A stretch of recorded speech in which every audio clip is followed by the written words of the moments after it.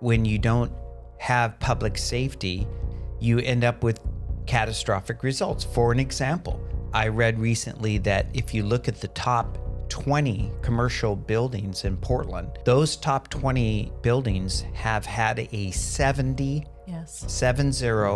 reduction in value, 70% decline in market value. Now, where did that come from? And it wasn't overnight. No. And so people point to, the pandemic, No, let me tell you. The entire nation had the pandemic. Yes, they did. Yes. In 1980, the agency, being Oregon State Police, had 665 sworn officers. Today, while this was a report that was done a year and a half ago, they only have 459. Wow. So from the 80s, it was 4,000 residents per trooper. Now it's up to 9,300. Do you think the goal is no guns? I mean, do you think the goal is no guns and they're just going to keep chipping it away? They want to eradicate firearms in the state of Oregon. I'm not saying everyone who may support this bill or that bill, but I think at the core of it, the main proponents, the funders of the efforts of that whole movement, I believe they want to eradicate firearms in Oregon other than law enforcement. Mm-hmm. So the only people who would have firearms are as law enforcement. I certainly say, Madam Speaker, and I think Oregonians will agree with me. Political bodies exist to secure responsible government and to execute the will of the All right. Hello and welcome to the podcast, the Oregon Discussion on Government Efficiency. Good to have you here today. For us, it was a long day at the Capitol, and we got another long day coming tomorrow. But we are here tonight. I am Shelley Bossart-Davis, State Representative from the Albany area. Glad to be here, and with my co-host, Mr. Mike McLean. Thank you, Shelley. Always a pleasure. It's a long day.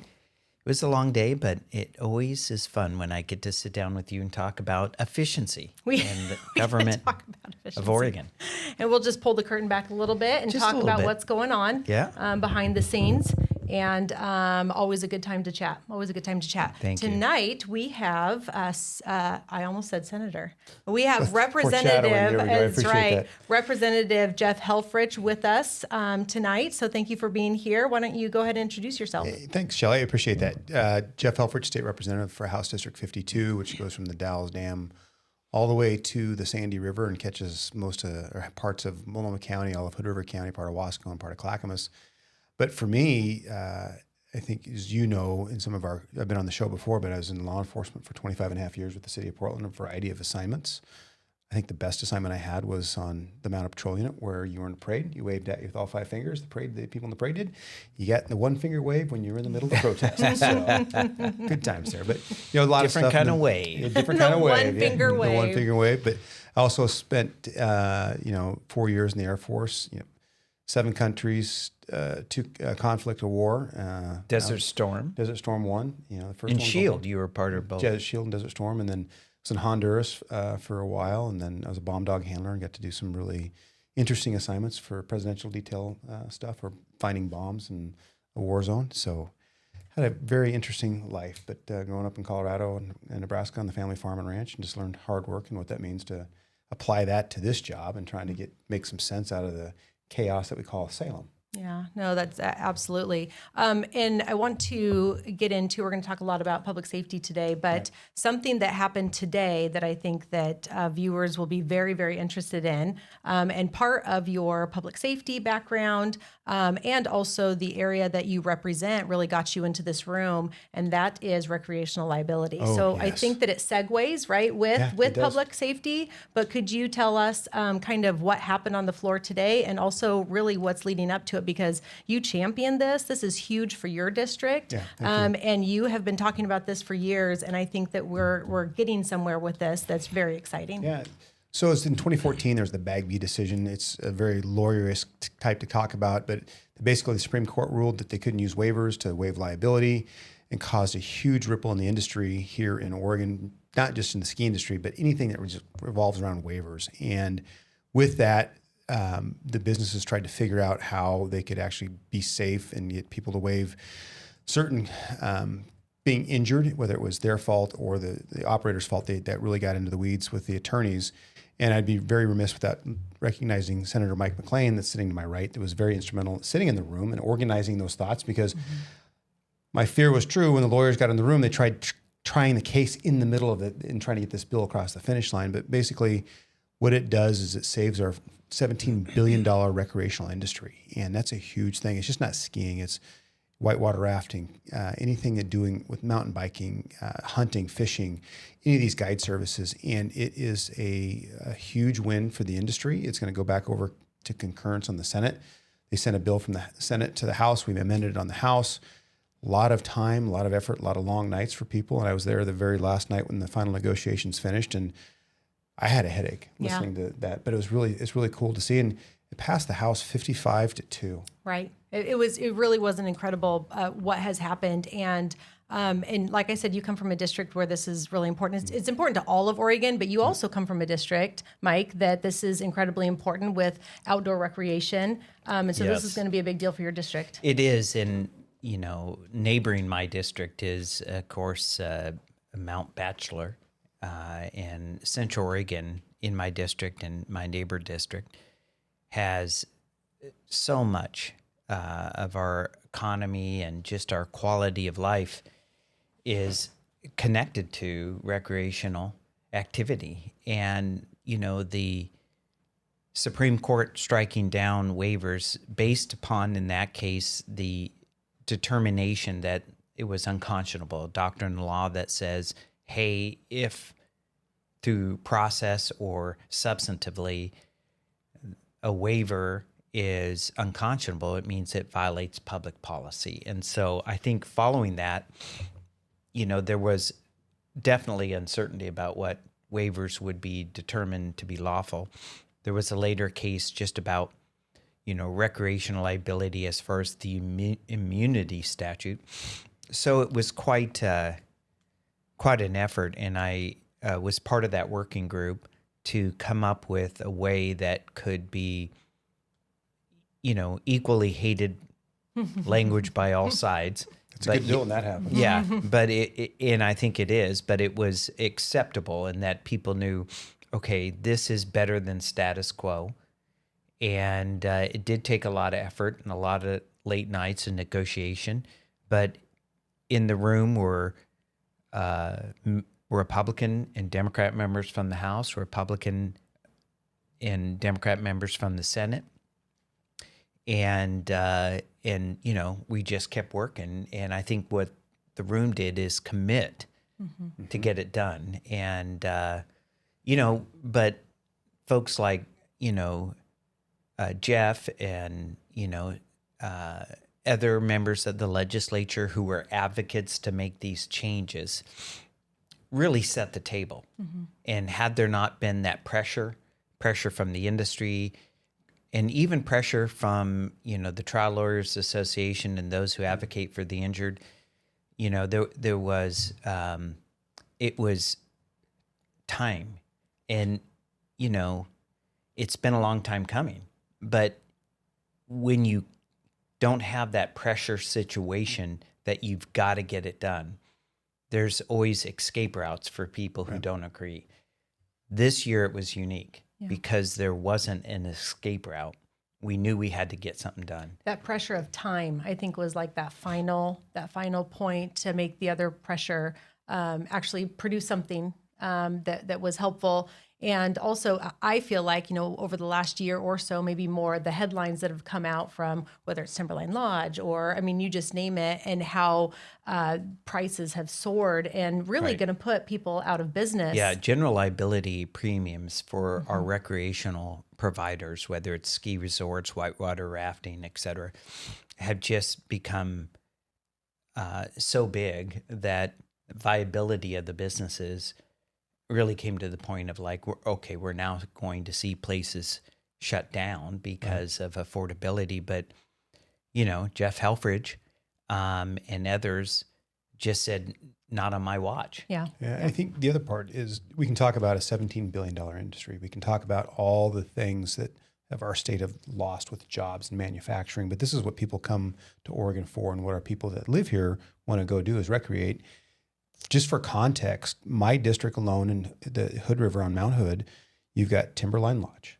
You've got Mount Hood Meadows. You've got Ski Bowl. And then you've got Cooper Spur. 4 of those ski resorts that are there. And Mount Hood Meadows is the largest employer of people in Hood River County, largest employer. And we've had a bad snow year, and there's a lot of things that kind of made this year not so good. But if you look at Timberline Lodge, their lift tickets prices are around $80 to $100. Okay. They'd have to bump those up to $170 for a lift ticket just to absorb what that would mean for premiums. There were some resorts that I was talking to, when they would say per occurrence, they would put money in the bank for their deductible, like you would have regular insurance for your car or for your house, but they would put away $25,000 for each occurrence. So if you have 10 occurrences, the math gets large real quick. It went up from $25,000 to $250,000 per occurrence.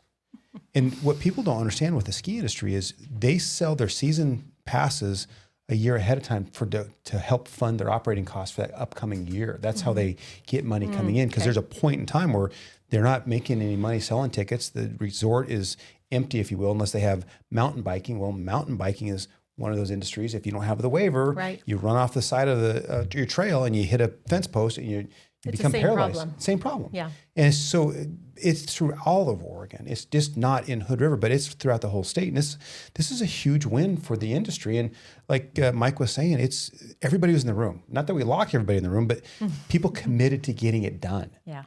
And 3 years ago, I got the phone call like, hey, we're losing our insurance. There's one carrier right now for the state of Oregon that is insuring ski resorts.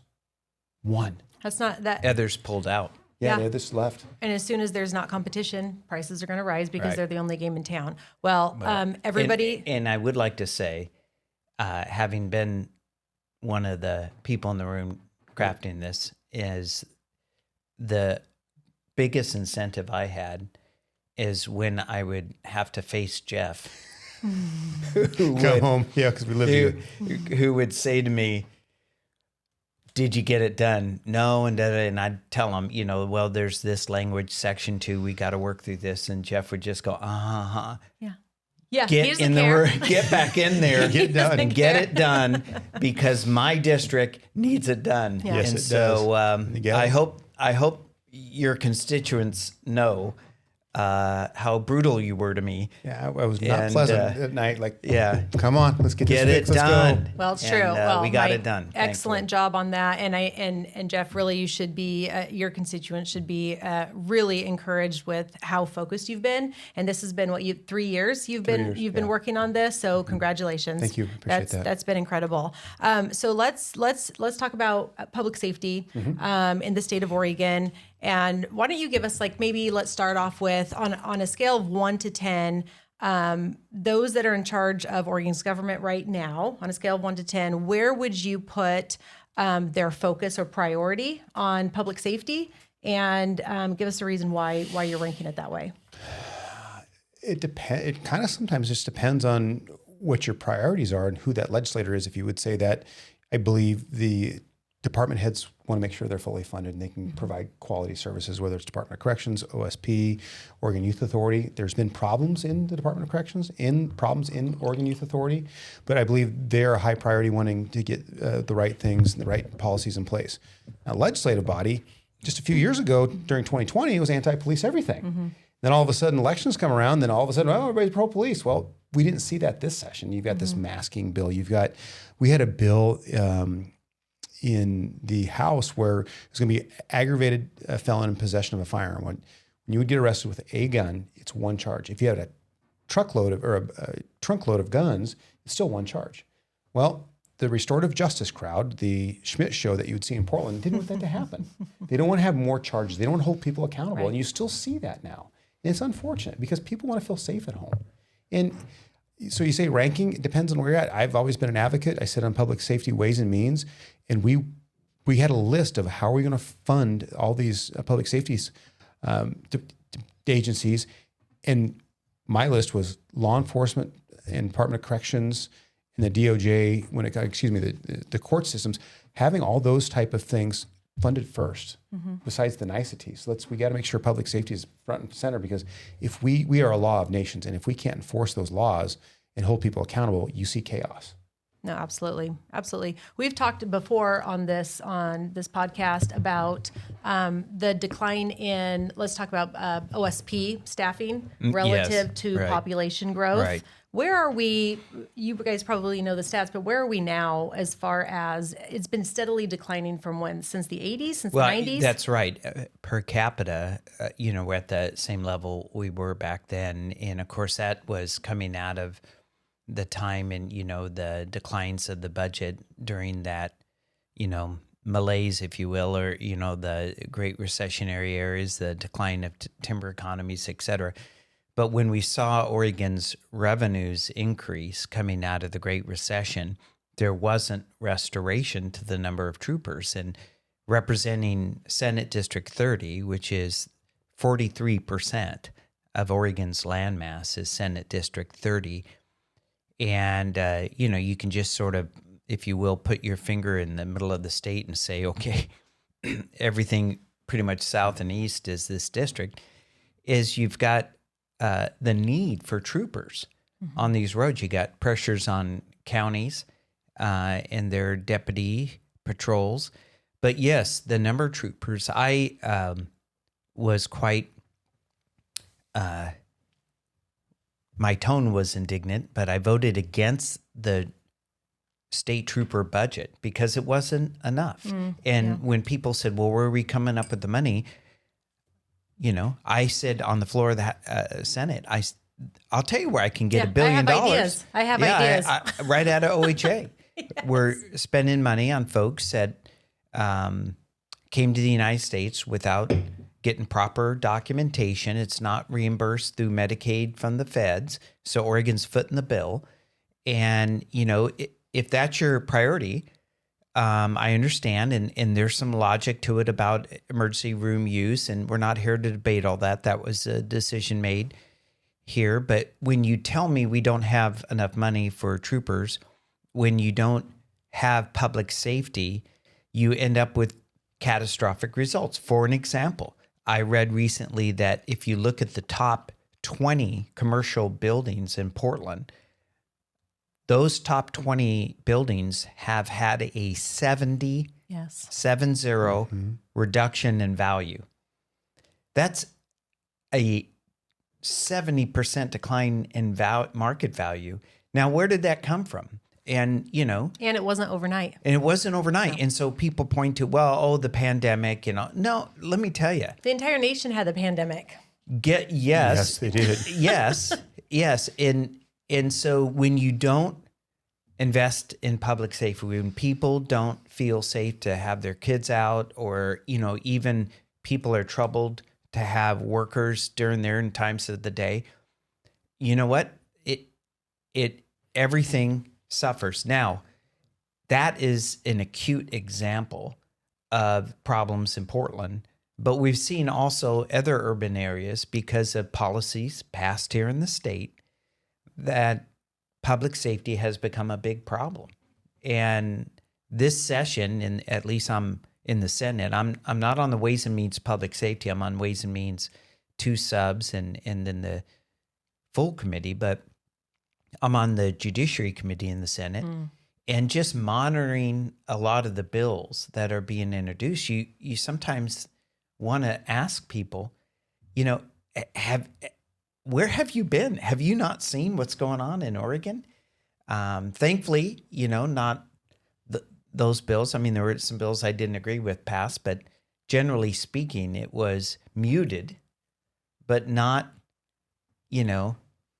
those sort of crazy ideas, defund police, et cetera, are not extinct. And so we have to stay vigilant. Have to keep watching.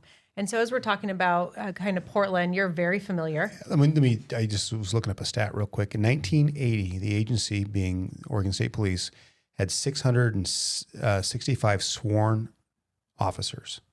Today, this was a report that was done a year and a half ago, they only have 459. Wow. So from the 80s, it was 4,000 residents per trooper.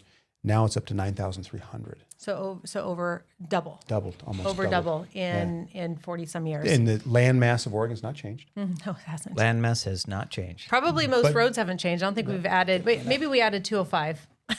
Yeah, might be it a few. might have, but the land mass has not changed, and still this demand is up. You've got speed kills on the freeways. You've got we sit on transportation together. We do. talk about accidents in work zones and all things like that. They would love to have a trooper there every time they're doing pavement activities or working on the roads, but they can't because there's not enough of them because they have other duties they have to do, and you can only work so much overtime. Yeah.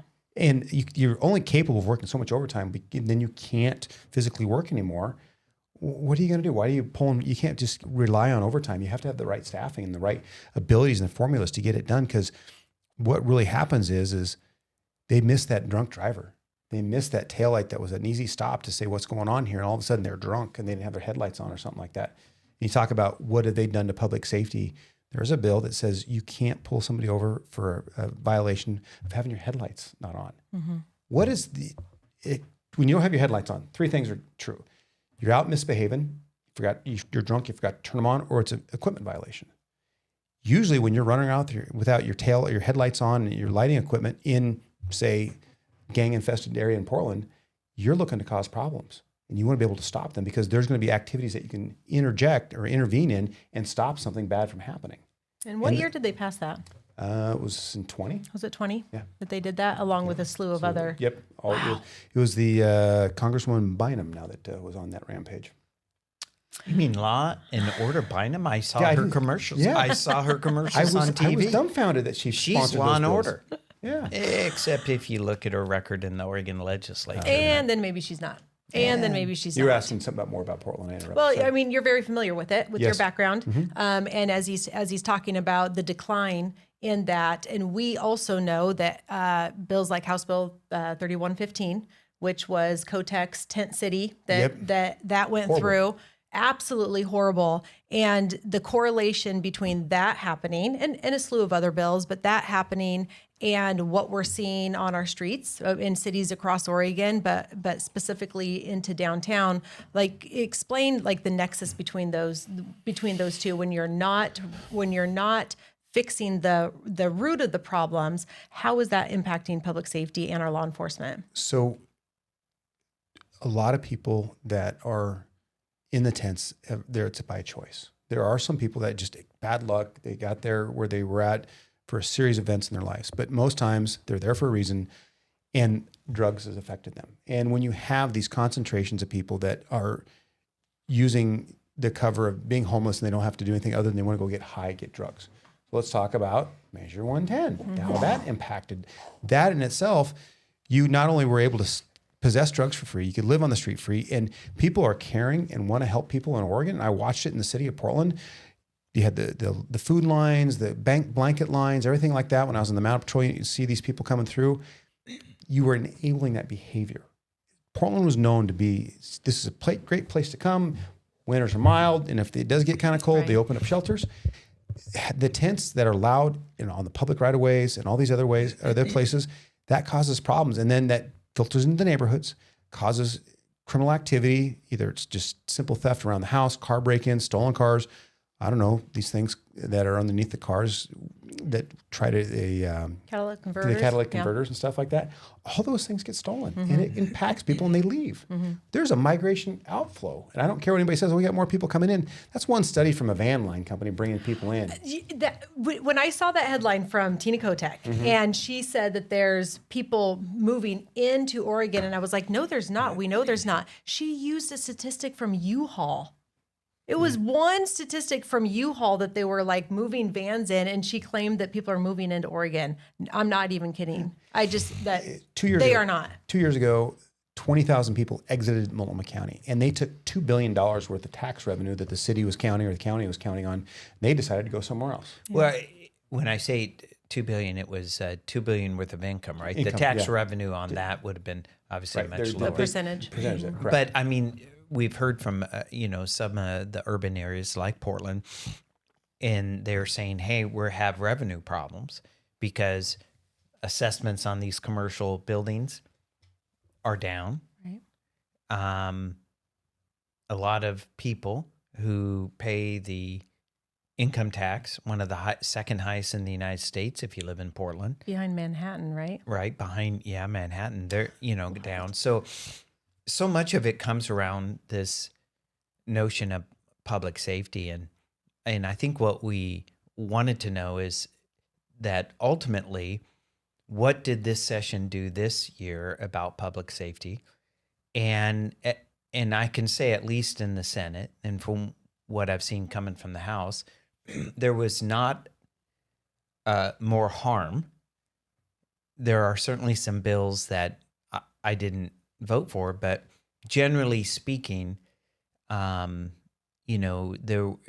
was public safety, targeted bills that we can get in the weeds about. For an example, license plate readers regulation and Right. things like that, which was a compromise bill that I supported once an amendment was made. But one of the effective uses of that system is to track not just like Amber Alerts and things like that, but when somebody is in a vehicle they stole, or it's been involved in a crime, those types of system allow law enforcement to be able to track where the heck that person is. Right. And I can that's a give you- useful tool. I can give you a specific example. I remember when I was out at East Precinct, they had what they called the plate reader car. One officer driving around, and it would read plates, and it was basically looking for stolen cars. It would pop up stolen car,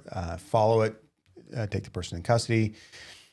But it would cache that data, just license plates, and kind of geocache where it was at. And there was a certain time frame the data had to be dumped. Well, we had a serial robbery suspect that kept robbing banks. And there was one opportunity one time when that plate reader car caught a partial plate through a fence, so a hole in a fence. And it came with a hit, and they had a partial plate on the vehicle that was used in the bank robbery, a serial bank robber. They were able to see where that vehicle was at, it was dumped at, and they were able to still drive around the block, set up surveillance on that, and actually caught that serial bank robber because of that. It was just a small hole in the fence and had a partial plate read, and they were able to match it. That's what technology does. Is the surveillance state alive and well? Yes, it is. How do we then safeguard our rights so that information is not used against the normal citizens and cached? Is Skynet alive? Yeah, I think it is. I mean, and it's not. I'm not jokingly saying it flippantly. There's a lot of information out there that's the state or the government has, but what's more, what you wouldn't see normally is these private companies that are holding that information. The doorbell ring, the doorbell cam and things like that. There's a lot of information out there that people don't realize it's kept and it's cached. Well, and I think one of the things that, about that particular bill, in our viewers should know, is that the compromise was really about the balance of your private information, how long that license plate reader system could be retained, and when that information has to expire and be deleted.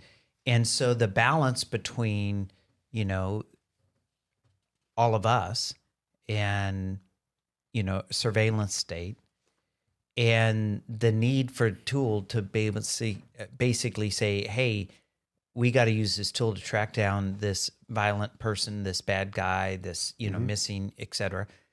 And that's not an easy balance to strike. At least this year, in this session, was there the folks, at least from the Democratic Party and from the Republican Party, were amenable to say, hey, listen, we're not going to have wholesale surveillance be legal in Oregon like that. But we have to realize that within a certain time frame, that information's relevant, and we're going to have to retain it so that law enforcement can inquire, capture as to what are suspected vehicles where we need to know where they are. And what I was appreciative about, because I often am the vote on Judiciary Committee that is probably more libertarian than maybe others, is saying, hey, I don't want surveillance.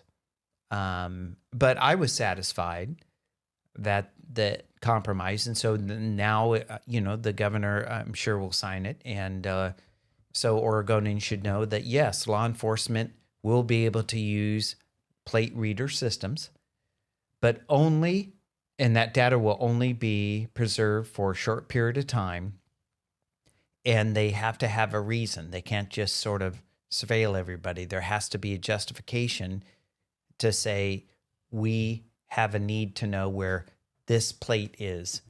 Right. And if that plate pops in Albany and then it pops in the Dalles, then they can say, okay, that guy's heading east.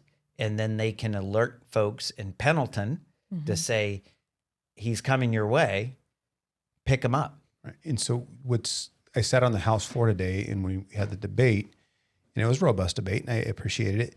But what people don't realize, all our port of entries into the state of Oregon, there's cameras. They take a bunch of information through ODOT. Then I said, what are we going to do with this information? Where's it at? And I actually mentioned it in the transportation committee meeting, and all of a sudden I got an email from ODOT once I said that publicly at the dais, like, oh, wait a minute, we'll give you the information. But they weren't included in part of this. But there is tracking that's going on that people don't realize. And When you said that on the House floor today, you saw people be like, huh?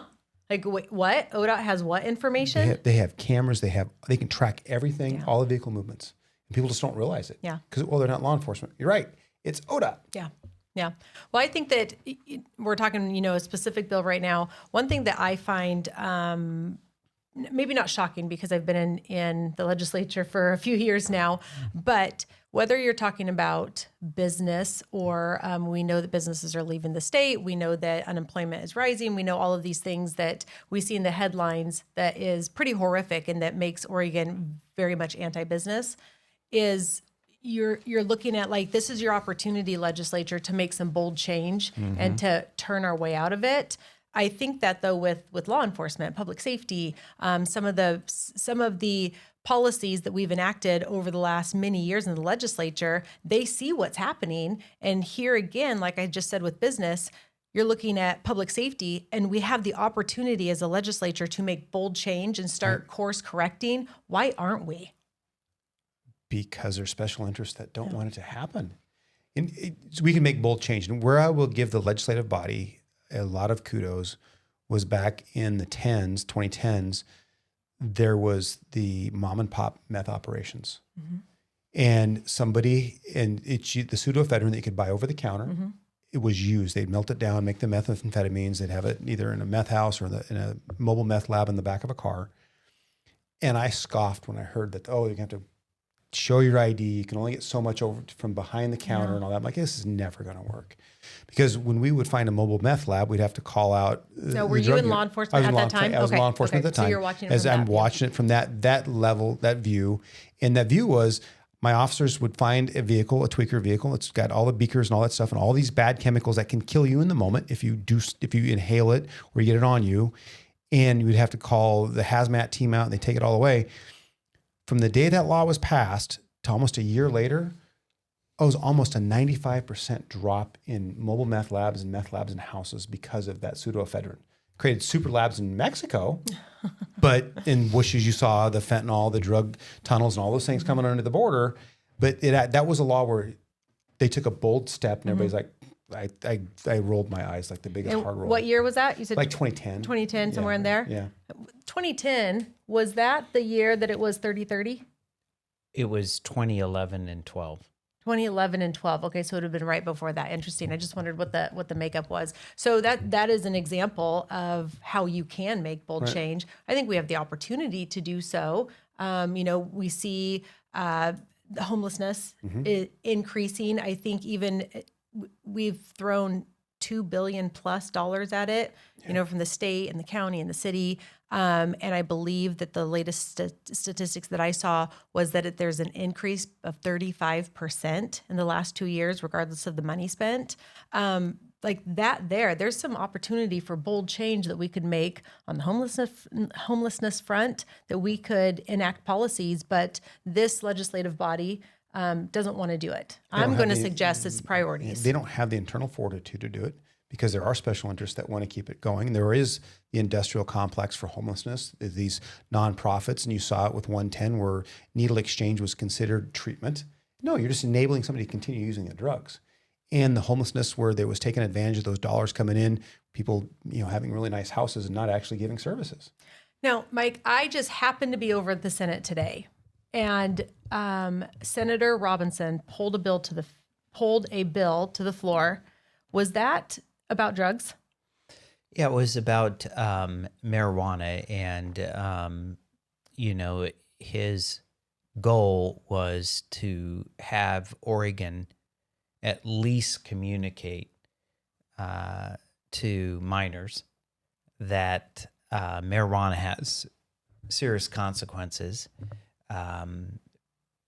Certainly with its robust use at that age. And so, I think Senator Robinson has some very strong feelings about that. I supported him getting to have a floor vote. I don't know if he would have gotten 16 votes in the Senate to pass it, but I certainly think he should have had that opportunity. And, he feels very strong. He's a PhD in chemistry, and one of the things that he feels important is that very few people understand the chemistry consequences, especially amongst the youth.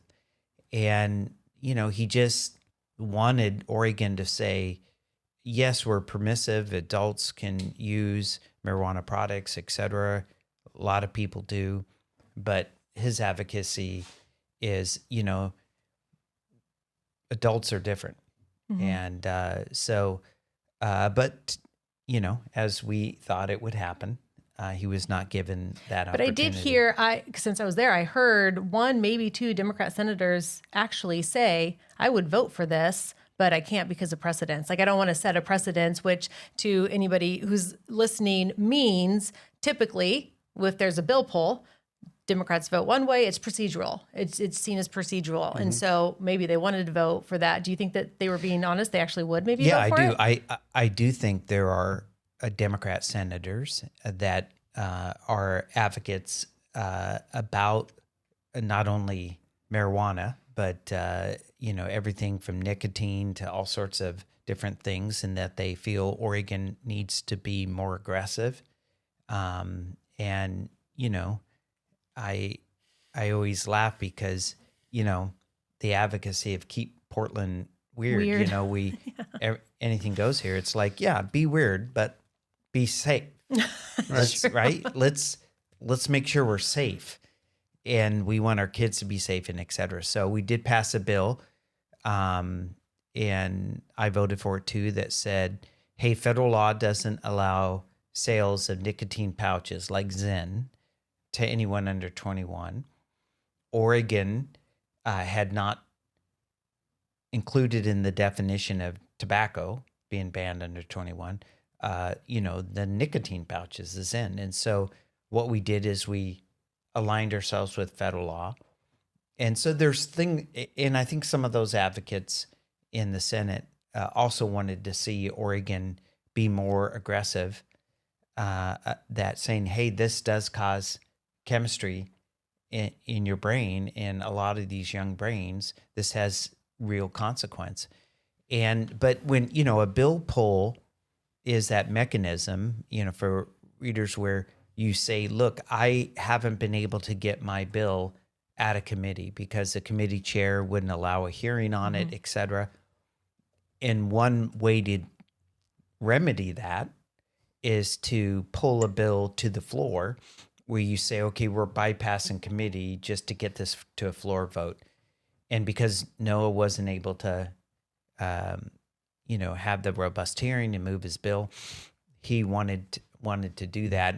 And you see people typically line up on a bill pull vote, whether the bill comes to the floor, along party lines. So if you're the majority party, Democrats in Oregon, you always vote against bill pulls, right. typically.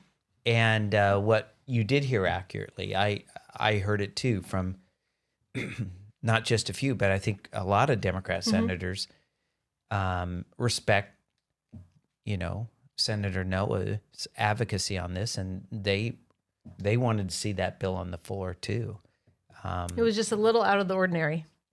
Yeah, it was. I mean, but again, public safety, encompasses quite a bit, but in the midst of it is you don't want to have, bad ideas continue. Like, for an example, when it comes to needle exchanges and stuff, we had a member of the Senate, Senator Christine Drazen, who had a bill to say, hey, if you're going to do needle exchanges, whether you call that treatment or not, again, I'm Harm reduction, right? Harm reduction is harm reduction. Okay, at least don't do it around schools. Within a certain yards or certain Yeah, like I think 1,000 feet or 2,000 feet, whatever it was. of a school. Pretty sensible bill. And I think it had a lot of support. And again, is that public safety? Well, I kind of think so, but it's safety for kids. Right. And she couldn't get that bill out of committee. What's interesting about that is that I'm trying to remember the area in Portland, but it's a group, and they couldn't get their own senator and their own representatives to that represent that district to listen to them. And so they had to go outside the district, and they contacted Christine, and she championed the bill for them both last session and this session. Yep. And just to me, that's just very interesting that your own representation isn't listening, where you have to go seek somebody else. And I believe that person in that district is a senator who's a physician. It is a yes. Yes. Yes, she is. And I don't have enough of the backstory to contribute here to that, but it was strange that so many of the advocates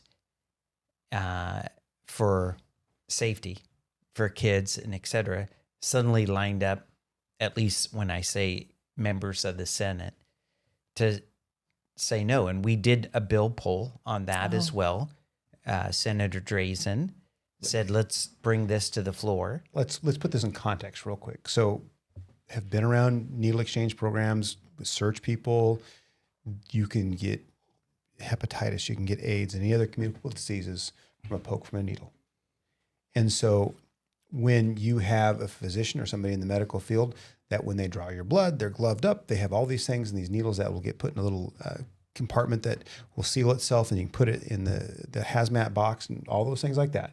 They understand the safety concerns, and that's what you don't want to get stuck with a needle. But yet you can't make sure you're next to a school and there's needle. You don't want needle exchanges there because needles end up on the ground, and a little baby picks up or a little kid picks up a needle and, oh, it's this, and they poke themselves and they get some horrific disease because of it. That's really interesting to make that correlation. Yeah. Hey, we're all about safety in the controlled environment of this medical facility, but not on the playground. Oh, it's okay to have needles laying on the ground.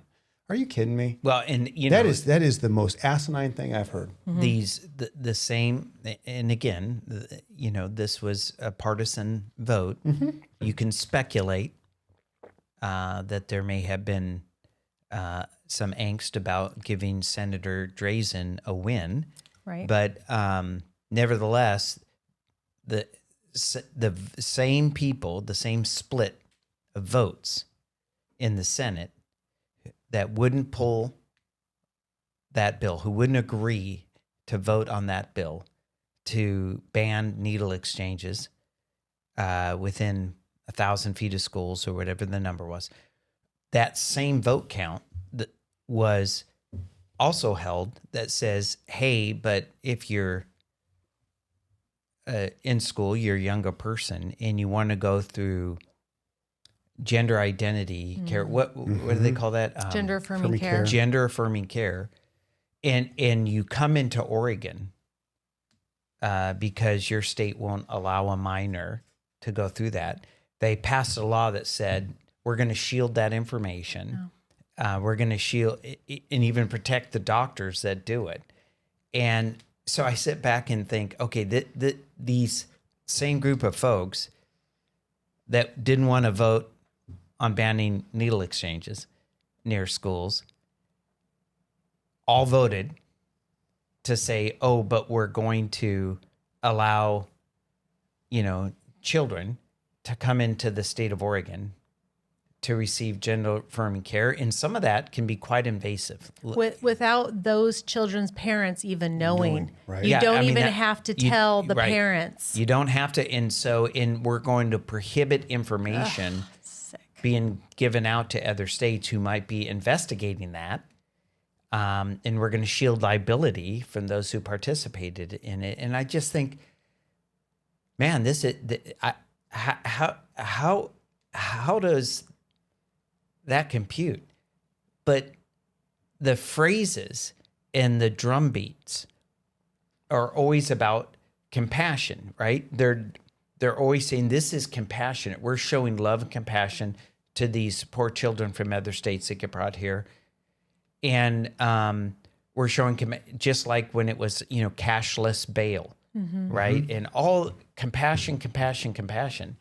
And, my point is empathy without discipline is not compassion. I understand you have the emotional response of empathy. That's what we all do. That's what makes us human and civilized. But when you have no discipline to that, you end up making decisions like, oh no, continue needle exchanges next to a school. But oh, by God, if a 12-year-old is brought here or whatever the age, to have, this arguably what now, gender affirming care, but now we're seeing major lawsuits coming from all Winning over. lawsuits. Right. Not and just they're- lawsuits, and they're saying- winning them. So with something so disputed now, whether it's puberty blockers to transformative surgery on your body, As a child, as a teenager. it's a national debate. And that's why sometimes I just sit back and I think, there's still a lot of crazy in Oregon. Now, and maybe someone can look at that. I wish we had one of our senators here who voted that way. And I'd just say, tell me how you came to that decision, because I look at it and I go, that doesn't make sense to me. But again, the way it's described is always compassion. We're caring. And It's a sales pitch. What's that? It's a sales pitch. It's packaged in a way that Sounds people, nice. it sounds very nice. It really does. Whether it's the gender affirming care or when it comes to special interest groups and all those things like that, they frame everything. It's just compassion and care. That's how we're going to work through it. But you tell me, as 26 years as a Portland police officer, 25 and a half. But 25 and a half. I'm rounding. Don't want to up. lie. No, All right, lie. 25. I got 6 months from Multnomah County, so we can call it 26 years. Okay, we'll take it 26. Was it compassionate to let people live on the streets and No, drugged it's not out compassionate. states? It's inhumane. It is inhumane. You put people on the street, you allow them to be there, you allow that behavior to be enabled, and you have people that die in tents that you don't know they're there. And then you have the Narcan, which is great to have, but Narcan's everywhere. Hey, you can get your high and here's your Narcan real quick, and then you can go get high again. I remember sitting on horseback, guy was had to be Narcan. This is before we had Narcan, that you had to call the paramedics out or the fire out. He is out dying on heroin. And I remember them coming in, doing the shot, and the heart comes up, and he is pissed off that he lost his high. And they're like, you just saved your life, buddy. Don't care. I want my high back. And we wanted to go find drugs again. That is how addictive that is. And that's not compassion. That's not care. You have to have accountability. There has to be accountability somewhere in this, because you have to have the carrot and stick. We want you to get cleaned up. It's going to take you 90 days to get cleaned up. So do we get you in a very high stake treatment, intensive treatment, incarcerated for that 90 days, and then you're able to get the tools you need to go outside so you don't keep the addiction. You can break that addiction cycle to that drug. Where's the compassion just allowing them to continue to use drugs? There's zero compassion, because they end up dead, dying dead. They're frozen in a tent somewhere. That is not compassion. And the months or days or weeks or years leading up to it. Right. We have one of our members. Is really bad. One of our members that is in the house. Her son was is homeless. Was on the street. Was drugs. All that stuff. She was trying to find that person. Yeah, she was on an earlier podcast with us, describing Yeah, that whole just thing. It just the I agony. got 11 and 12 or 14-year-old. I couldn't imagine one of my kids getting strung out on drugs and can't find where they're Not at. They're knowing stuck where in. they are. It's horrible. No, it really is. Well, I think that, whether we're talking about homelessness or public safety, certainly having that kind of expertise, whatever we talk about being at the table or in the room or in our caucus. And Jeff, certainly you are expert in those fields and very appreciated. But you're also an expert and very passionate about our Second Amendment. Yes, I am. Very outspoken. Yes. Many of us are, but also like I'm a staunch advocate of and supporter of the Second Amendment, but I can't talk about it the way that you can. And so also great to have experts in our caucus and at those tables. So would you talk a little bit about maybe, it seems there's always a gun bill. There's always a gun bill. And this one was House Bill 4145. And so, and you've been involved with Measure 114, right? Yep. And kind of where that's been and what we're doing now and where we're at, because some of that happened on the Senate side as well. Right. Yeah, let's set the table just a little bit differently. Senator McClain, former House Republican leader. I'm a former House Republican leader. And I remember going into the table, sitting at the table with the governor and the presiding officers, and they said, what's it going to take to have a good session here so nobody walks out? And I just looked at them and said, let's not talk about guns. Let's not talk about abortion. If we don't talk about those two things every single session, we can get some stuff done. Mm-hmm. In that session, we got campaign finance reform, reform Measure 110, and we got housing package out the door. That was a successful short session. It really was. But what are we doing again? Talking about guns and abortion, funding this and funding that. And gender affirming care. And for gender affirming care. You're right. Yeah. So those things said, I grew up with guns. My wife grew up with guns. Her dad is a big sports shooter. We all are. Hunt, we fish, we do all those things.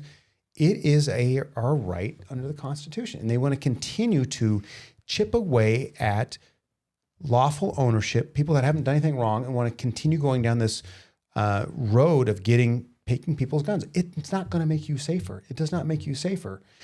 What makes you safer is be able to defend yourself. I went to high school in Denver, went to Columbine High School. We all know what happened at Columbine. I was not there then, but it was 10 years later. And that was a planned out event. And that goes back to the kids growing up and all the things that were there, all the things that they came up with. It was came up with a plan to divert resources, go in and kill as many kids as they could and come back out. Well, they had a law enforcement officer there that helped stop that early on, that early intervention. But how many times have you heard of people intervening in criminal activity and stopping something because they were armed and they had the training to do it, and not a police officer, just a normal citizen? You don't hear those cases very much. There's a lot of them out there. They want to suppress that because guns don't kill people. People kill people. And if you are going to kill somebody, you're going to find a way to do that. They say it'll cause self-harm. Look, I have been to so many suicides where somebody either used a firearm, they used a knife, they hung themselves, drove a car off a cliff, stuck the tailpipe, hose into the tailpipe, put it in the car, killed their family. It is not that. It is the mental health issue. How do we figure out the mental health side of this? And keeping honest people from owning guns does not solve that problem. If you are a gangster, you are going to figure out how to buy a gun illegally. And you're going to do bank robberies. You're going to sell drugs. You're going to sell guns. That is a real thing. And trying to create these laws that hold people accountable that have done nothing wrong, that is an infringement on their constitutional rights. Okay, I'm off my soapbox. Preach. Well, good, Preach. good. I tell you what, brother. So House Bill 4145, which was very obviously controversial, contested. It's about, in Measure 114, which is currently, as of today's date, March 5th, has not been, the opinion by the Supreme Court has not been issued. We had And explain the opinion that you're talking about. Yeah, so Measure 114 was challenged, and Judge Rascio out of Hardin County ruled it unconstitutional, made all these factual findings, and it went up to the Court of Appeals, which, we could dissect that opinion, but they seem to say that all those factual findings, which the state had wanted, they said, well, that's not necessarily relevant. They said, no, it is constitutional from a facial standpoint, meaning, just can it be constitutional in any context is in essence. And if it can, it's facially unconstitutional. Or if there's something part of it which is clearly unconstitutional, like distinction by race and et cetera. And then that went up to the Supreme Court of Oregon, and arguments were held, I believe, in November. The court hasn't issued its decision yet. So regardless, though, the House Bill 4145 not only affirmed it, but expanded it, included the length of time you could be delayed getting a permit. It creates this permit system, which is one of my biggest, arguments Right. against it is, so for me to even exercise my right, we're not talking backgrounds, right? Checks, all that stuff. It's that I have to get a permit, which says Purchase a permit. it's a permit to purchase. So I have to get a permit to even permit. try to exercise my right. Can you imagine having a permit to exercise your First Amendment rights? A permit to speak? But it's a long history about permit systems. At least in Oregon, it's a racist past history where they required permits.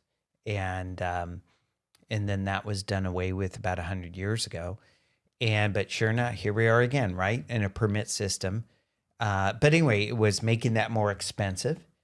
And, but one of the things that really bugged me about was, I think it was section 18 of that bill, which said, oh, by the way, any more legal challenges to this bill or to, Measure 114 have to be done in Marion County.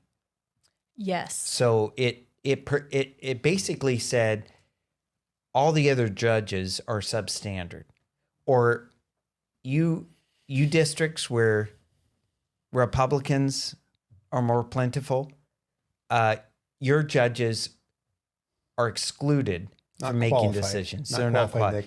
Decision. Completely offensive. Wasn't that just a Completely big offensive. middle finger to one of your judges? A big middle finger to Judge Ratio. Two big now, middle look, fingers. Two big middle fingers. Judge Ratio made a decision based upon the facts and the law, right? And so the fact that I like his decision, right? And I didn't like Judge Immergut at the federal court. But at the end of the day, we have a process, 3 branches of government, et cetera. When you start cherry picking which judge, it's just completely offensive. And so that's the state side. The federal side of Measure 114 litigation is now at the appellate court level or the Ninth Circuit.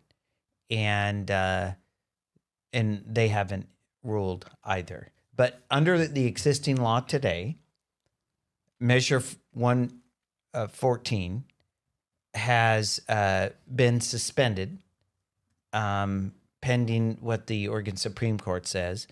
And then, so there was a decision that said, well, we're going to suspend it to, at least in previous session, to March 15, 2026. And they were guessing when the decision might be out. But anyway, none of us are fans of Measure 114. Nope. No. But again, here we are in a short session. Budget problems, public safety problems in the sense of, antiquated these laws during the social justice movement, handcuffing cops, so to speak, or, and so we all know we got problems to deal with. And what do the Democrats in Salem do?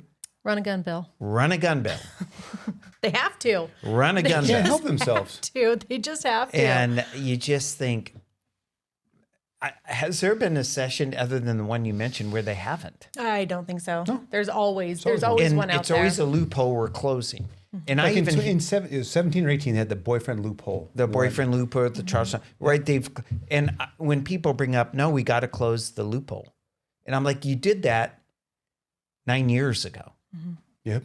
But it just, and so what's really the goal of these proponents? Do you think the goal is no guns? I mean, do you Absolutely. think the goal is no guns and they're just going to Absolutely. keep chipping it away? They want to eradicate firearms in the state of Oregon.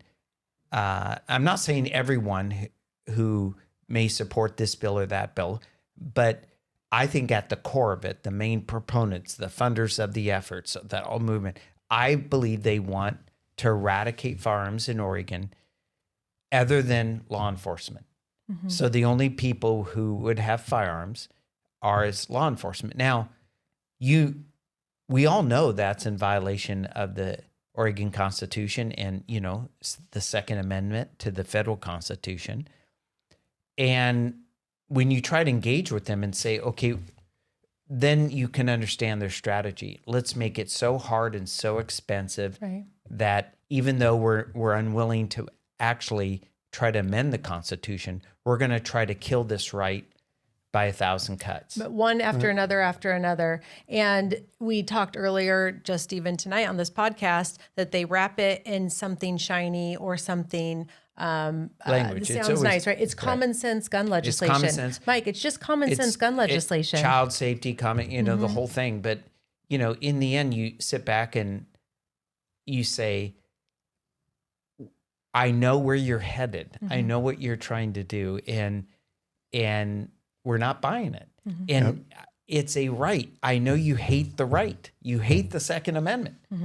But that's the law. That's the law, and it's our right. It's literally the Second Amendment. And I think that would you agree that the advocates that come into the Capitol that are like-minded? There were two that were really, really helpful: Derek LeBlanc and Tony. Is it Aiello? Yes. Fantastic, and they're able to be able to take the information that's going on, and because we all know that it's session is complicated. Things are moving all the way around, and they're able to get out to people about what's going on, people that want the Second Amendment not to be infringed upon. That's all they're asking for. And so having those people in our that are helping to get that information out are just very, very important. And I think that Kudos Tony and to Derek were both LeBlanc and incredibly Aiello. important. They did a great job. It's people like that I think what people don't realize as legislators, we have so much coming at us, this bill, that bill. And when you have the vice chairs that will sit there and parcel out, this is a good bill, this is a bad bill. But when you're sitting there on the floor getting ready to make your votes, you're trying to remember, keep everything straight. And I don't think the constituents understand that we don't know everything. We have to, there's subject matter experts in a lot of these things, that we have a diverse group of people that represent them, which is great. But for one person, it's going to be a single issue, and they want you to be championing that one single issue. Like, I don't know about healthcare. I don't know about whatever this is. We all have our kind of wheelhouses or lanes that we stay in, and it's a thing. And to the point of law enforcement, no one's having guns. You talked about laws that hurt law enforcement, and we talked about using law enforcement to create social engineering and creating laws that social engineer. What I saw in the city of Portland happen is the social engineering was allowing protesters to take the streets and telling the law enforcement, don't do anything. Don't enforce laws. Let them take the streets. Let them do all this criminal activity. Let them express themselves. And you saw that in 2020. Wait, peaceful protests? Peaceful protests. Mostly peaceful protests. And, why are they so good at the lingo? Yeah, They're peaceful very protests. good at the lingo. But I remember dumpsters being caught on fire. I remember vandalism. Did all not these feel things. peaceful. No. And then the other thing that they did was, because the protesters, I think it was at the time, the speaker's staff member was arrested for this peaceful protest. It was mostly peaceful. Mostly people. There's only some radicals that were in there. But when the radicals were out misbehaving, they used impact munitions. They used chemical aerosol restraint, mace, CS gas, whatever it was, to disperse the crowd. Those were great tools, because it is when you use CS or pepper spray or whatever it is, it's only a very mild irritant. It's an irritant, and it goes away after a couple hours. I've never experienced this, Mike. I did. I was in boot camp in the Army, and I had to go. I thought maybe it was going to be a good story. No, they put you in mop gear and then stick. Are you going to say I should experience? Is that what you're saying? Go to DPSST. Yeah, you could do that. You could do that. Totally. I thought you were going to say, go join a riot. You can experience it. You want to have a. That would not be Shelley, fun. you should totally ask to be tased, just to know what it's like. We definitely took a left turn here. We definitely took a left turn. In fact, viewers, put in a post in the comments. Do you want an episode where we watch Shelley tase? Oh, gosh. And then Shelley have to ingest some pepper spray just to be able to say, this is what a protester feels like when those thugs. You know, if public safety were my lane, maybe. We all know that's not my lane, and that's why I appreciate both of you. I appreciate all of the expertise you bring. Like, it'd be like throwing somebody else like in a tractor or something. I don't think that's even comparable. I don't even think that's comparable. Yeah. We took a left turn. Yeah, we did. But Keep going. Back to the using law enforcement to social engineer. What they're doing is they're allowing these protesters to get their message out and keeping law enforcement's hands handcuffed by trying to take the streets back and create law and order. So that's what's happening with some of these radicalized city of Portland. Well, let's beat them up all the time. You got 12 people there. I don't know how many of them actually want to see law and order happen. When all that was going on, there were local people that lived in that area. And that's what I kept thinking. Can you imagine day after day after day, there's these people that are listening to this going on at night. And I'm just like, why in the world can they not contain this problem? And you go back to what we were talking about before, and we've seen many times Portland called the doom loop, and having this problem that's not getting fixed, public safety, rents down as far as occupancy. Previously on this podcast, we talked, I think that Portland is 80th out of 81 in the nation for combined residential and commercial office space. And it just tanking because there's too much available. It's people don't want to be here. And it's a combination of all of these things. And I want to add into that. So you saw the decline in the business sector with all the open offices and stuff like that. Businesses are leaving. So when I was in the Mounted Patrol Unit many years ago, we had instructors come from the RCMP and London Metro, and they taught us when we're on our horses. So these horses were great for crowd control. You and your 12 of your best friends out there, you can move a crowd of people. Like they'll go everywhere, they'll leave. But they said that they were going to start experiencing very violent protests with use of fire and everything else.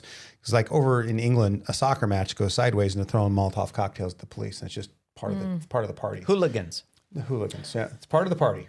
And I remember during the first Gulf War, the second Gulf War, we went into Afghanistan, actually. I was on a horse for like 20 hours, and the protesters started lighting dumpsters on fire. I'm like, oh, you don't see that too often. And then you just saw the gradual use of those type of tactics against the police and general public. And that's what you saw happen, this big event that happened in 2020 where buildings are on fire. They're trying to light the federal building on fire. All these things going on downtown, and people just picked their businesses out of out of those towers and left, and that's why the vacancy rate's so high. Yeah, and it begins when you think of what is the core mission of government, and what has undergone mission creep, which I believe our state government has. One of the casualties of that mission creep has been public safety. Yep. And but let's talk about something good, something bad, at least this session.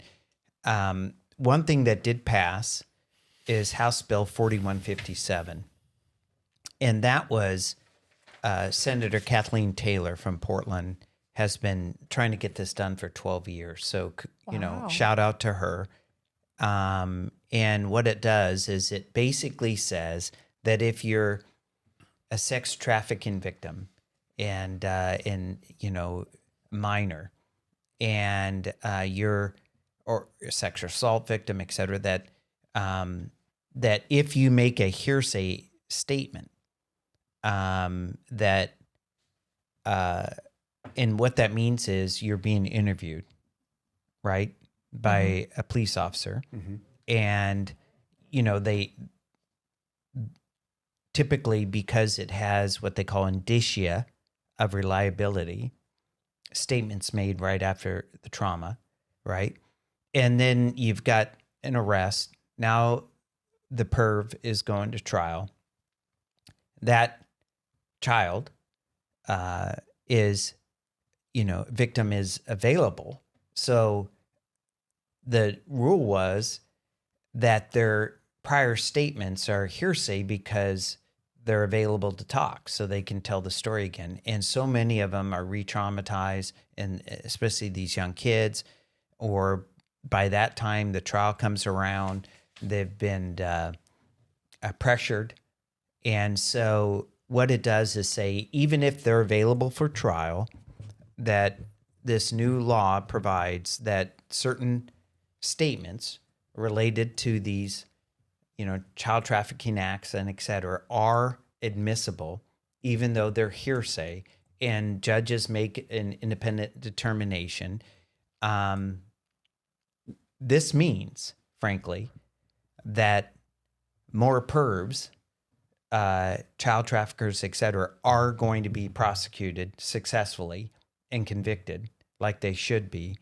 And so that was an effort received wide bipartisan support. So you said really quick that Senator Taylor's worked on this for 12 years. 12 years. So to me, how you just explained it, and I'm looking at the vote count in the House and the Senate, only one no vote.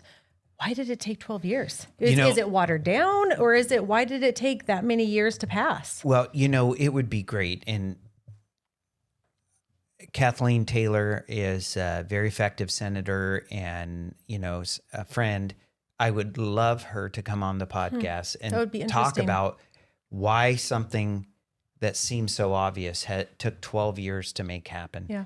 And because we know sometimes it's something that happens, like maybe there's something that you champion and you're not getting a second look at it, and then something happens in the real world, and then all of a sudden you're like, my bill would have fixed that. And then all of a sudden it puts a spotlight on. It puts a spotlight It could be and something pressure. like that. During this era in which there was in Oregon a sort of pendulum swing, if you will, to, it's not fair for people to have cash-based bail and all the different things.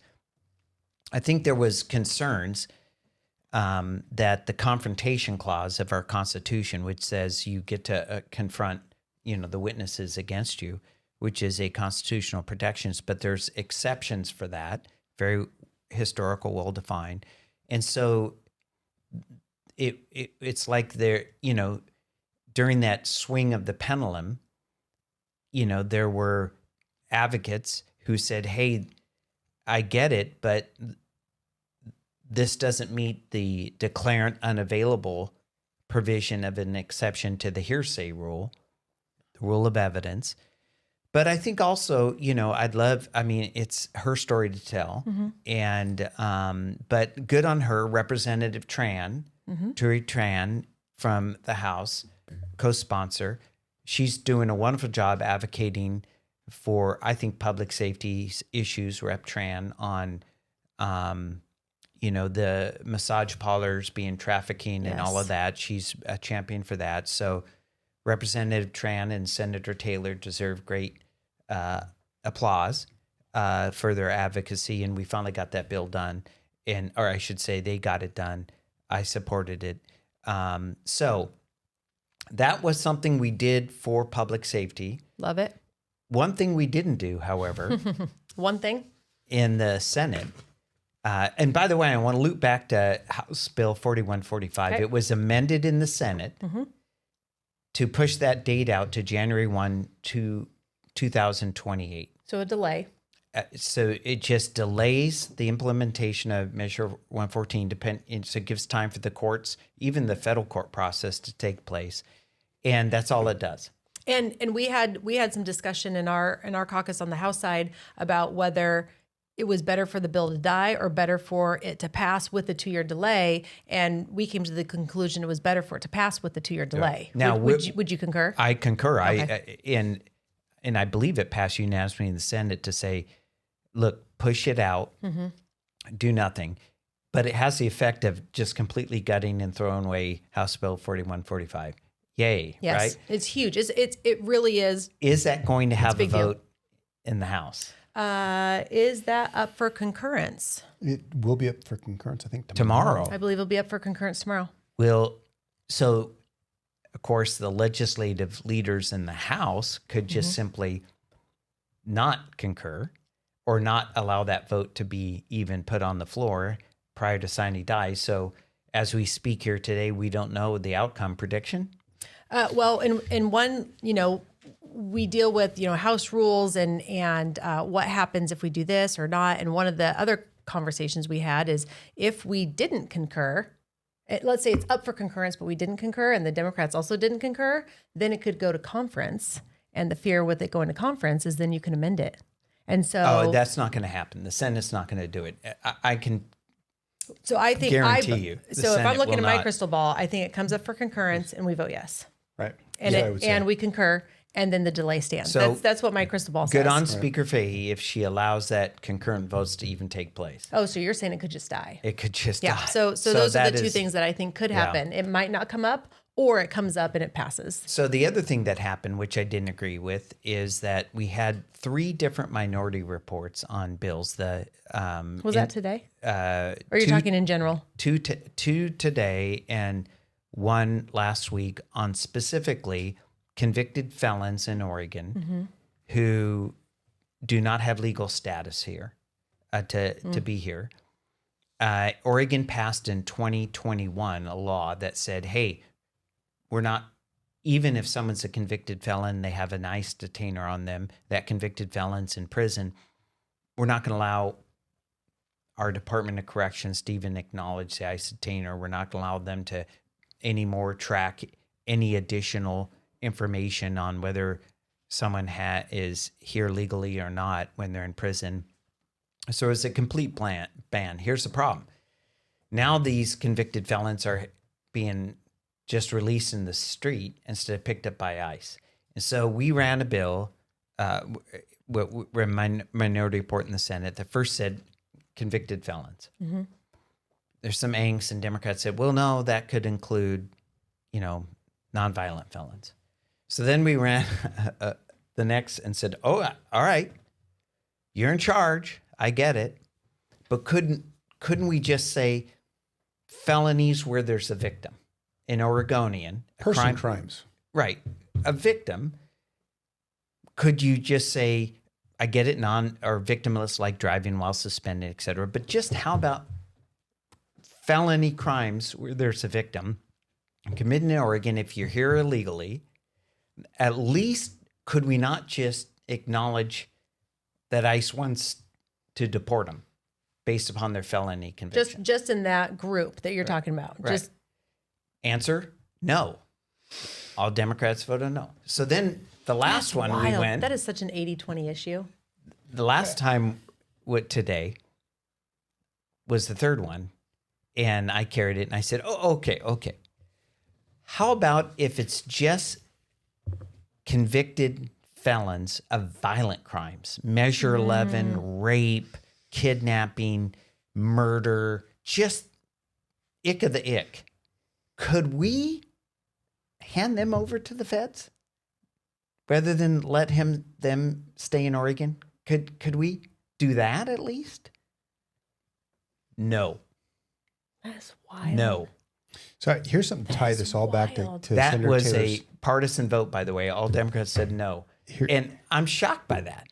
That's wild. So it's been widely known throughout the years. I-5 corridor is the sex trafficking highway from California, the Mexico border, all the way up to California or to Seattle, all the way through there.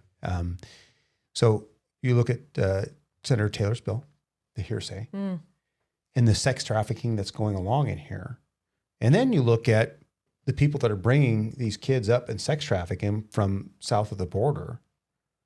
Why wouldn't we want to do some of those things? Exactly. Why are we going to allow people that have done horrible things to youth, the most vile people in the world that do not need to be walking around freely and causing more victims, and let them do that? Why does the Democratic Party want to protect people to do that? Explain that to me somehow.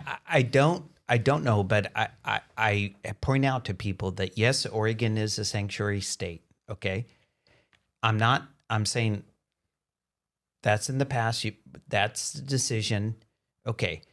But in 2021, on a complete party line vote, they expanded that to say, hey, by the way, even if they're convicted and in our prisons, we don't even want the Department of Corrections allowing any information to go to the feds about who we do not have in prisons, ICE detainers placed on them, all that kind of stuff.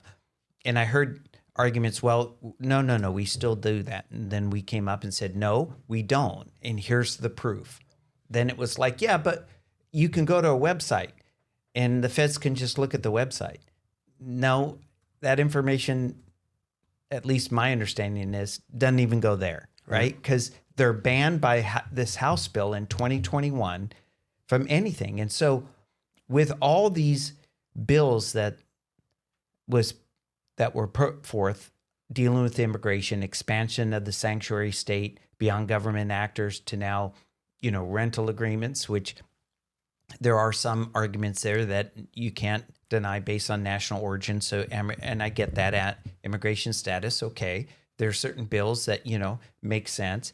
To all sorts of data brokers, you can't give information. It just was on and on and on. Their protect democracy agenda is what they call it. And so what we started doing is to say, okay, if you're going to do that, we won't even change the bill, right? We'll keep your bill and all this stuff. But could we at least, as a policy in Oregon, to say, with so much aggressiveness showing to protect immigrants here legally or not, okay, whatever, asylum, whatever the deal is, I get, that's your political philosophy, and I get it, and people can differ, and I understand it. But I'm saying, but even if we don't try to change your bill, we just add this one little thing that says, but if you're convicted of a felony in Oregon, could we, when we open the door of our prison, could you just walk out right into the hands of folks who are going to say, now we're going to deport you? And we kept saying all felons, and that was okay. How about just felons with the victim? And today it was, how about violent felonies? And not even that. And it just shows you how, I don't know, tribalism, I don't know what to call it. But to me, if you're going to talk about public safety, and if we're going to be a part of a nation which still has borders, and we're not talking about the single mom with 2 kids. We're not talking, right? We can have debates about all of that. And I'm not talking about schools. Every kid in Oregon, I don't care where that kid is or came from or whatever, every kid has a right to a public education. I'm just talking about individuals who have committed violent felonies and been convicted.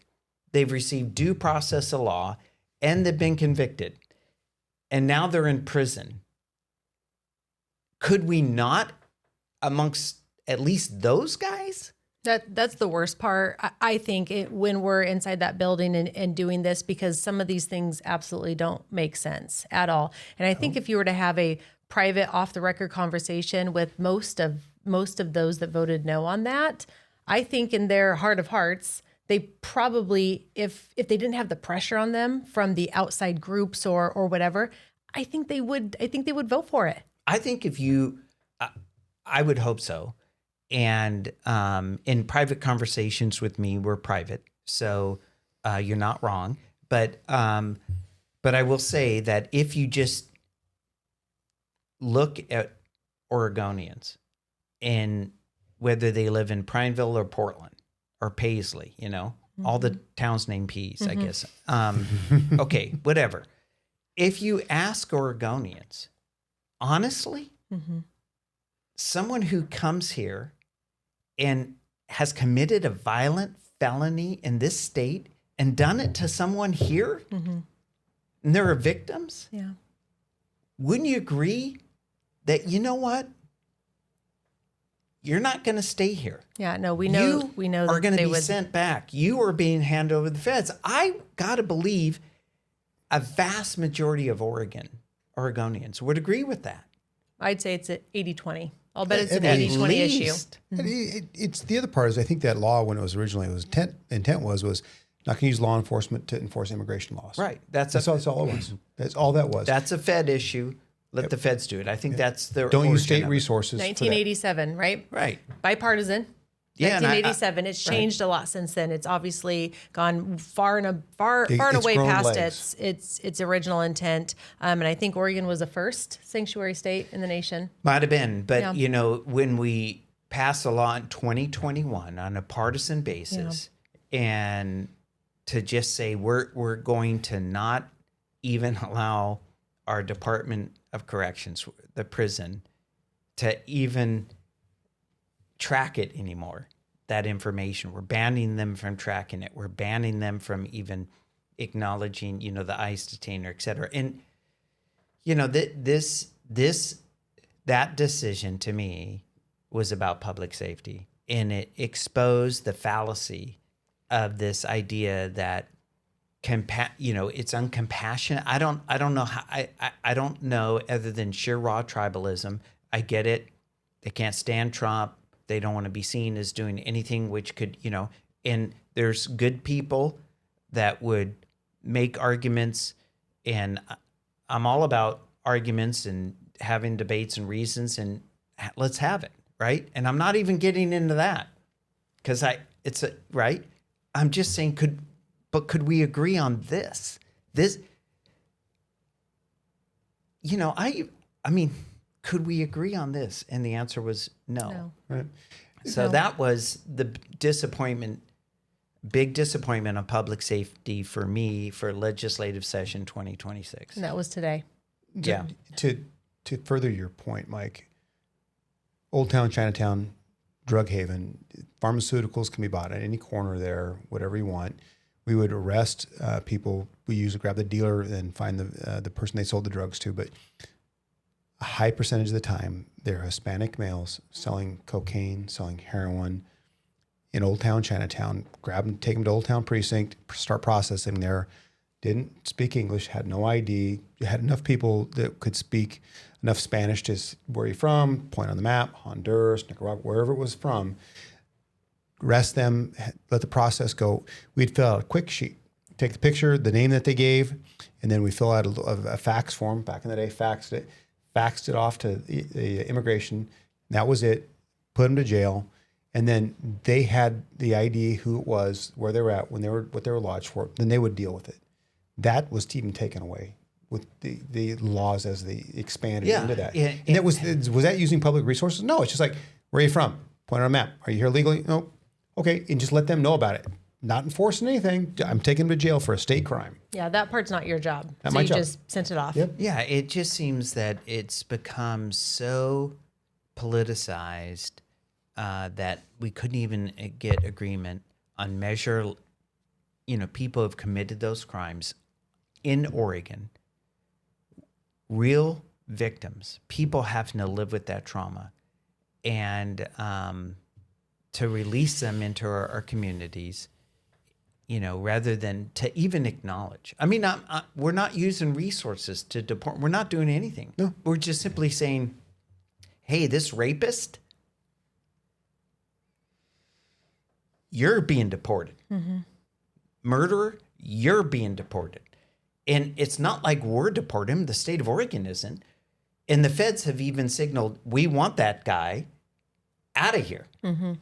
But now we banned it because of what the legislature did in 2021. You can't even acknowledge it. It's just such a dysfunction, and so much of the public safety issues in Oregon they're compounding, right?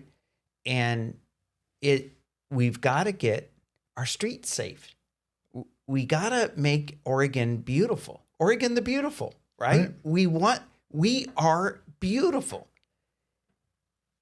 So let's not do this to ourselves.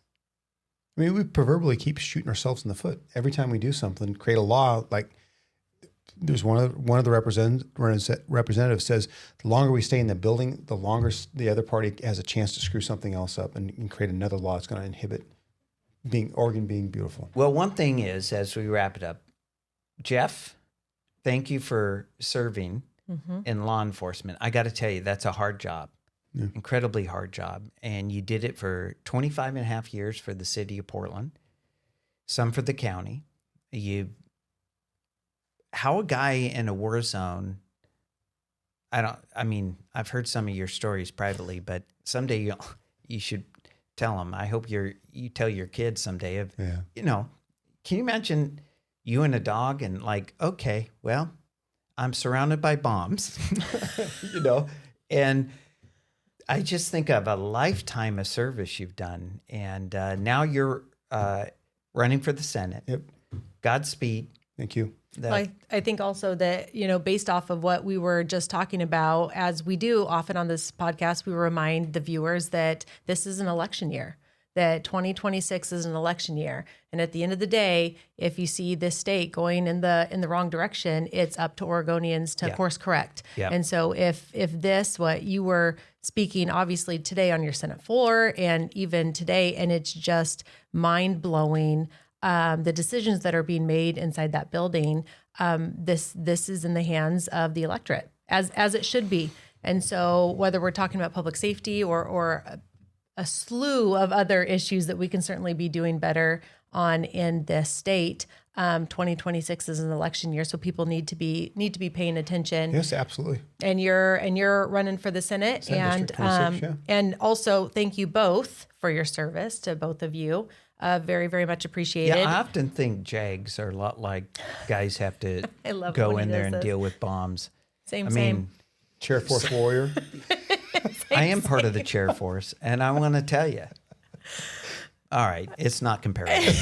Same. Well, We all do our service. We in all- the we way all that have our lanes we stay we in. all it is true. offer service. It is true. Well, Jeff, thank you for being on tonight. Appreciate if you it. just want to give a couple final word. I appreciate it. Just for me, continuing to serve this great state is a truly honor. I'm going to be giving my farewell speech tomorrow on the House floor. Like, it's a bittersweet thing, but hopefully I get over to the Senate. It is truly it's truly, you walk into that building and what we get to do there every day, we forget how important it is and how just there's only 90 people that get together every year to go do something like we do. And I've continued my service and I want to find purpose, and I get to sit at the table and create laws that make sense, not the stupid stuff that we see coming out all the time. That's true. I look forward to continuing serving this state in whatever capacity that is. And titles come and go, but we have a finite time on this earth, and use every day that we possibly can, because we don't know when our last day is here. That's what I want to do. I want to be that inspiration for Well my said. kids and other kids. Well Thanks said. for closing us out, and thank you for watching. And until next time.